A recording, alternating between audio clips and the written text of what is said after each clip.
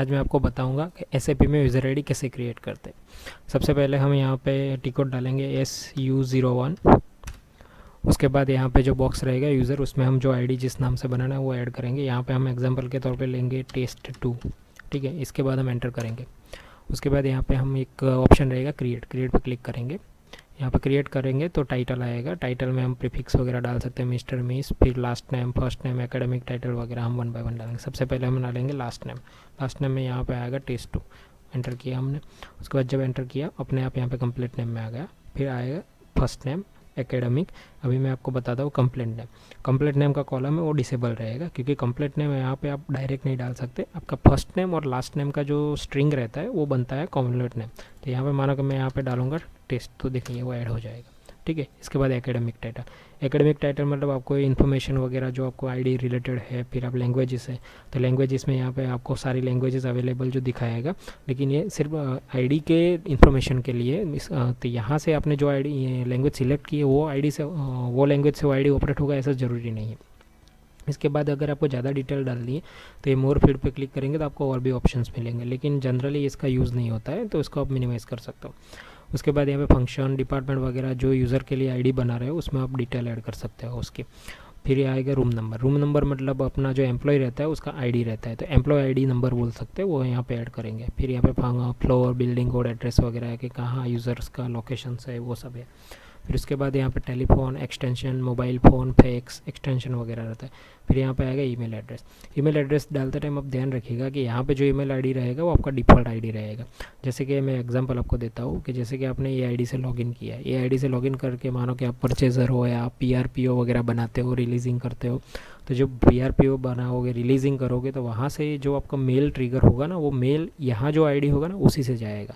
तो आप ध्यान रखिएगा कि कौन से मेल आईडी यहाँ पे आपने मेंटेन किया है। उसके बाद यहाँ पे सेकंड कम्युनिकेशन मेथड है कि आपको ईमेल एड्रेस किसी और भी कुछ मेंशन करना है तो आप यहाँ से ऐड कर सकते हो।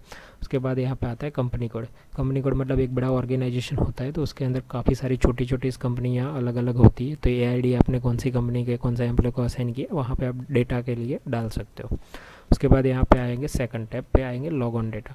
लॉग ऑन डेटा में ऐसा रहता है कि सबसे पहला फील्ड रहता है एलियास। एलियास मतलब क्या है कि जनरली SAP में बेसिस पर्सन जो होते हैं तो आईडी किसके नाम पे है नहीं है, तो अगर इजीली एक एलियास का कॉलम रहता है तो आप अगर डालोगे तो अच्छा है, नहीं डालोगे तो कोई प्रॉब्लम नहीं है, तो उसको आप इग्नोर कर सकते हो। यहाँ पे हम एग्जांपल के तौर पर डालेंगे टेस्ट2, जो आईडी का नाम है जनरली वही डालते हैं। जैसे कि यहाँ पे यूज़र आईडी है और उसका नाम काफ़ी रहता है तो ये नाम यहाँ पे आता है। उसके बाद यहाँ पे आता है यूज़र टाइप।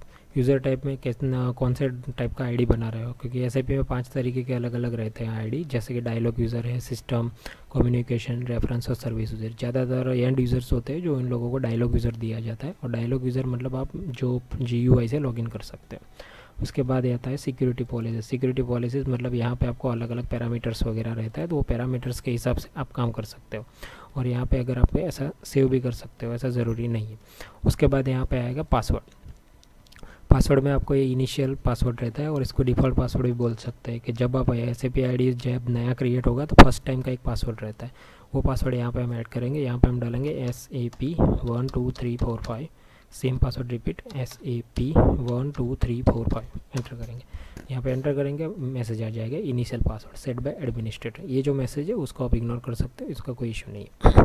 उसके बाद यहाँ पे आएगा यूज़र ग्रुप। यूज़र ग्रुप मतलब जो सिक्योरिटी बेसिस वगैरह जो पर्सनस होते हैं वो अपनी फैसिलिटी के लिए वो ये अलग से ग्रुप बनाते हैं। जैसे कि आपके पास 3000 यूज़र है तो 4000 यूज़र्स या 5000 यूज़र्स है, तो उसमें से आपको अगर बाइफरकेट करने हैं कि ये इतने यूज़र इस काम करेंगे, ये यूज़र ये काम करेंगे, तो उस टाइम पे आपको अगर ग्रुप बना के रखे होते तो काफ़ी इजी रहता है आइडेंटिफाई करने में।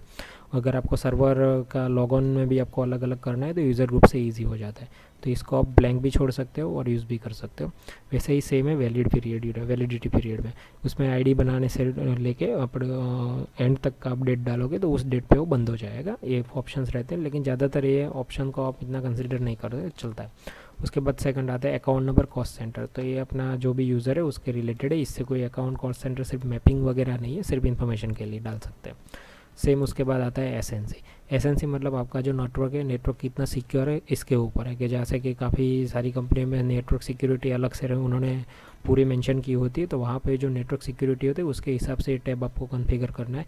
लेकिन ज़रूरी नहीं है, आप इनिशियली और काफ़ी सारे ऑर्गेनाइजेशन में इसको इग्नोर भी करते हैं और नहीं भी यूज़ करते, तो आप इतना कोई प्रॉब्लम नहीं है। उसके बाद यहाँ पे आता है डिफ़ॉल्ट।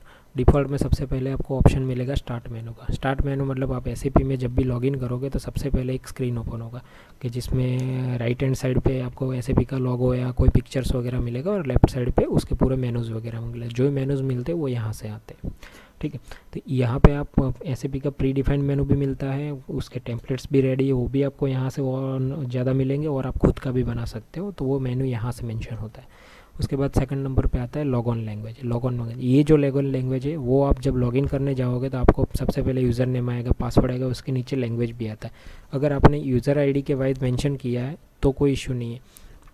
अगर आप यहाँ ब्लैंक छोड़ते हो तो आपके सिस्टम में डिफ़ॉल्ट लैंग्वेज जो रहेगी, और जनरली हम जो ऐसे कंट्रीज़ में रहते हैं वहाँ पे इंग्लिश लैंग्वेज डिफ़ॉल्ट रहती है, तो आप वहाँ पे डिफ़ॉल्ट लैंग्वेज ले सकते हो। और अगर आपको डिफ़ॉल्ट नहीं कोई स्पेसिफिक लैंग्वेज में लेना है तो आपको लैंग्वेज यहाँ से सिलेक्ट करनी पड़ती है।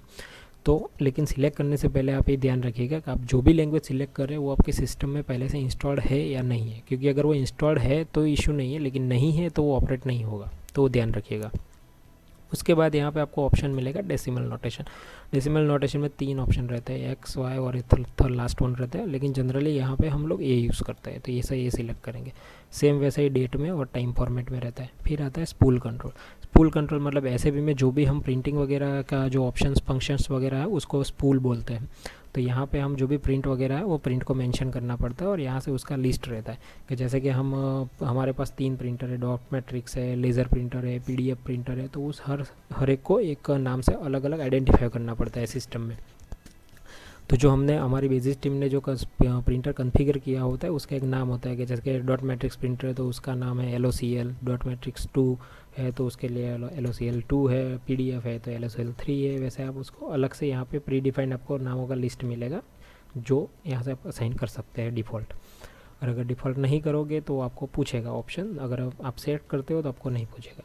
वैसे ही सेम प्रिंट इमीडिएट में, प्रिंट इमीडिएट में जब आपको आप सिलेक्ट करोगे तो जैसे ही आप प्रिंट दोगे तो प्रिंट निकलना तुरंत शुरू हो जाएगा, उसमें आपको कोई ज़्यादातर ऑप्शंस नहीं पूछेगा। सेम डिलीट आफ्टर आउटपुट, क्योंकि जैसे भी में 2 ऑप्शन है, जब भी आप प्रिंट दोगे तो सबसे पहले एक आपको जो प्रिंटिंग से प्रिंट निकलेगा वो हार्ड कॉपी रहेगा, लेकिन ऐसे भी में एक सॉफ्ट कॉपी भी स्टोर होती है, उसको स्पूल बोलते हैं। ये अगर आपने ऐसा से ऑप्शन रखा है डिलीट आफ्टर आउटपुट, तो प्रिंट निकलने के बाद, हार्ड कॉपी निकलने के बाद वो अपने आप डिलीट हो जाएगा। अगर आप नहीं करोगे तो वो डिलीट नहीं होगा, उसका जो 3 टाइम पीरियड रहता है उसके बाद डिलीट होगा। सेम यहाँ पे टाइम जोन है, टाइम जोन में अपना सिस्टम का डिफ़ॉल्ट टाइम लेगा, और अगर आपको कोई अलग से मेंशन करना है तो आप मेंशन कर सकते हो। उसके बाद आएगा कैट स्टेटस। कैट स्टेटस मतलब स्क्रिप्टिंग रहता है, कि आपको ऑटोमेटिक कुछ काफ़ी सारे बंच में यूज़र आईडी का डेटा चेंज करना है, रोल वगैरह है, तो उस टाइम पे कैट स्क्रिप्टिंग अगर एनेबल है इस आईडी में तो वो रन हो सकती है। उसके बाद यहाँ पे आएगा पैरामीटर्स।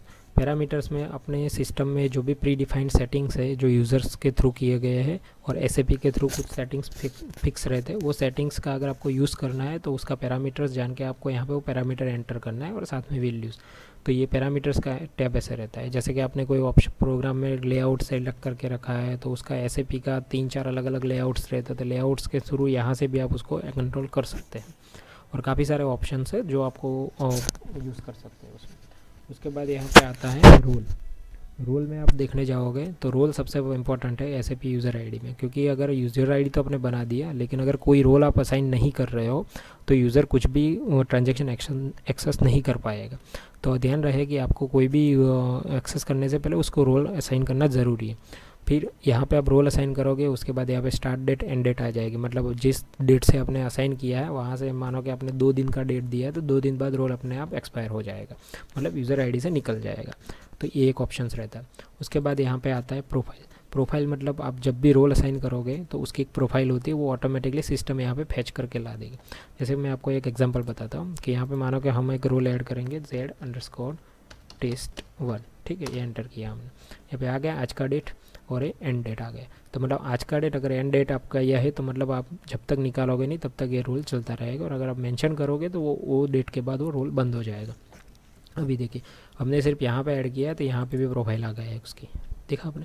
तो ये प्रोफाइल ऐसे आती है। लेकिन मैं दो प्रोफाइल आपको ऐसे ही बताता हूँ जो आपको रोल नहीं मिलेगा। एक प्रोफाइल है आपकी SAP ऑल, और दूसरी जो प्रोफाइल है वो है SAP न्यू। ये दो प्रोफाइल्स ऐसी है जिसकी SAP ने कोई रोल नहीं बनाया है और SAP की प्री डिफाइंड प्रोफाइल्स है। तो वो फुल एक्सेस के लिए, अगर कोई यूज़र को ऑथोराइजेशन का कोई इशू नहीं चाहिए, फुल ऑथोराइजेशन देने हैं, तो उसको ये दो प्रोफाइल्स ऐड करनी है। यहाँ पे प्रोफाइल ऐड करोगे तो यहाँ पे आपको रोल में नहीं दिखेगी, ठीक है। उसके बाद हम यहाँ पे आएंगे ग्रुप में। ग्रुप मतलब जैसे हमने यूज़र ग्रुप की आगे बात की कि बंच ऑफ यूज़र्स होते हैं और आपको मास में कुछ ऑथोराइजेशन वगैरह चेंजेस करने हैं, तो वहाँ पे जो ग्रुप बनाया है वो आप यूज़ करके यहाँ से कंट्रोल कर सकते हैं।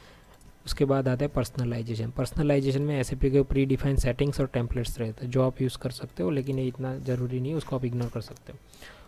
लास्ट में आता है लाइसेंस डेटा। लाइसेंस डेटा मतलब आपकी कंपनी में, ऑर्गेनाइजेशन में अगर ऑथोराइज ऑडिटिंग वगैरह ज़्यादा हो रहा है, उसका लाइसेंस वगैरह स्ट्रिक्टली प्रोहिबिटेड होता है कि ये यूज़र इतने ही काम करने चाहिए, ये इतने लॉ लाइसेंसिंग वगैरह है, तो आप यूज़ करना होता है। क्योंकि इसमें ऐसा रहता है कि आपका सिस्टम में जो भी लाइसेंस वगैरह होते हैं वो लाइसेंस के यहाँ पे मेंशन होते हैं कि मानो कि आपके पास 5000 यूज़र है, तो 5000 यूज़र्स में से इतने लाइसेंस प्रोफेशनल है, इतने हैं, तो वो सब आप मेंशन कर सकते हो। अगर आप मेंशन नहीं करोगे तो वो डिफ़ॉल्ट में जाएगी, ठीक है। तो ऐसे आप ये सब सेटिंग्स करके आप इजीली SAP का यूज़र ID बना सकते हैं, और इसके ऊपर हम जब क्लिक करेंगे तो यूज़र ID सेव हो जाएगा हमारा। तो ठीक है, हम ऐसे ही यूज़र ID बनाते हैं और वही जो हमारा डिफ़ॉल्ट पासवर्ड है हम यूज़ करके काम कर सकते हैं।